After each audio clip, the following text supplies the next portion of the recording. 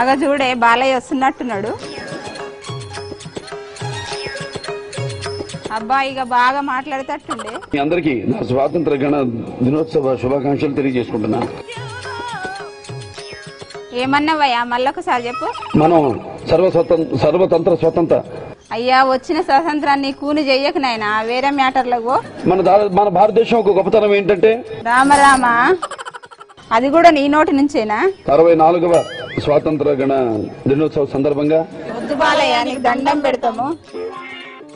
ప్రపంచ పటంలో మన భారతదేశం తల దించుకునే విధంగా మీలాంటి వాళ్ళు స్టేజ్ మీదకి ఎక్కి మాట్లాడితే గిట్లుండకపోతే ఎట్లుంటది మరి? మన భారతదేశంలోని ఒక శాంత భద్రతలను ఎంత క్షీణిస్తున్నాయో దానికి ఒక ఉదాహరణ అది. మన దేశంలో కూడా ఎన్నో రోగాలు ప్రాచుర్యంలో ఉన్నాయి. అందులోకెళ్ళి ఒక్క రోగం ఎట్లుంటుందో చూపి.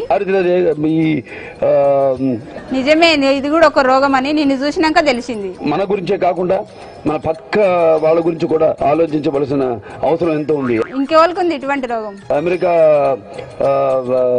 ప్రధాన ఏంది నాయనా? అమెరికా అమెరికా ప్రధాని కూడా ఉంటాడా? ఉండొచ్చా?